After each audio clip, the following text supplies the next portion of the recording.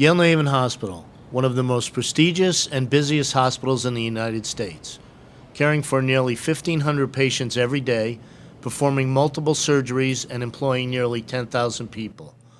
With a facility of that size, the supply needs are almost hard to imagine. 20,000 pounds of freight a day, through a network of 19 underground tunnels that stretch nearly a mile. Supplies, equipment, linen, food deliveries, pharmacy, rubbish, you name it. To perform materials management duties of this magnitude without accidents is like walking a tightrope. Over 100 material management employees do it every day. What enables the delivery team to accomplish these unimaginable tasks is adhering to a few key safety rules that will be outlined here in this video.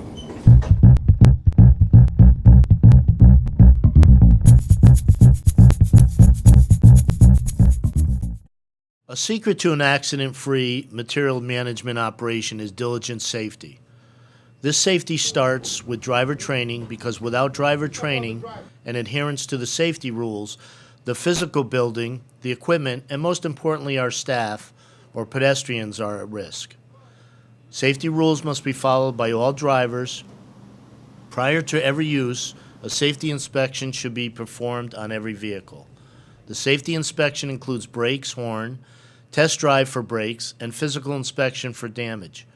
Any damage or malfunction should be reported to the supervisor before driving.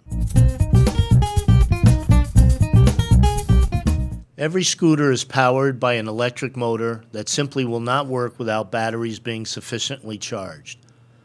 For charging cycle, each driver should follow his or her department's schedule. To extend the life of the battery, each vehicle must not be charged for 8 hours before the next charging cycle. Periodically, the battery water level should be checked as well, and if it is low, an operator should add clean distilled water. Should the battery still not function properly, the maintenance team should be contacted immediately. A properly functioning brake system is absolutely crucial for the safe operation of every scooter. Prior to every use, the vehicle's operational brakes, as well as the parking brake, should be checked. Additionally, the parking brake should always be engaged whenever the vehicle is parked. For additional safety, some scooter models are equipped with a blinking safety light. The light should be on during driving operations.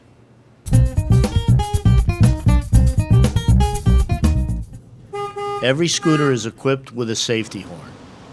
In order to minimize the noise during daily operations, the horn should only be used when a driver of the vehicle finds himself in a potentially hazardous situation.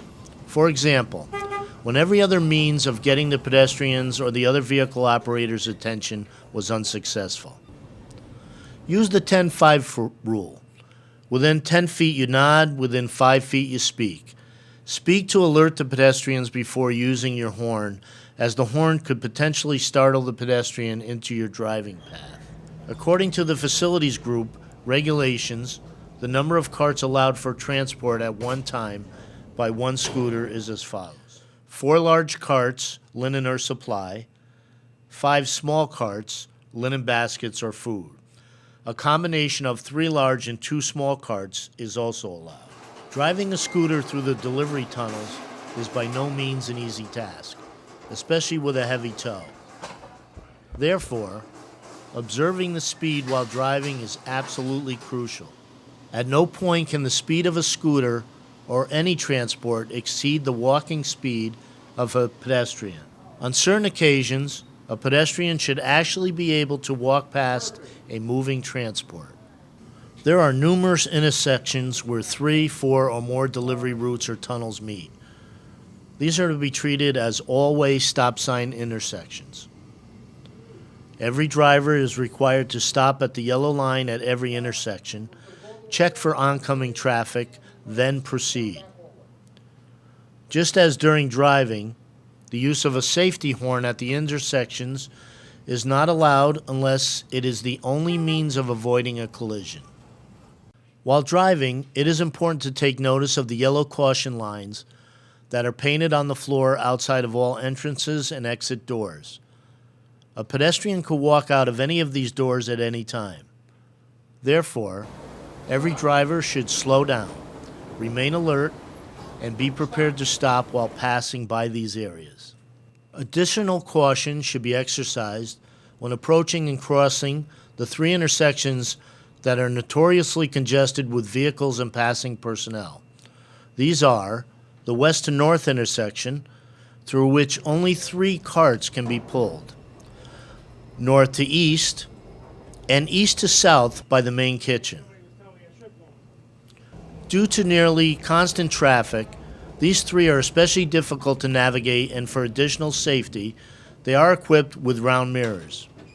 When approaching and passing through these intersections, every driver should adhere to all the safety rules outlined thus far and remain even more alert and prepared to react in order to avoid a potentially hazardous situation.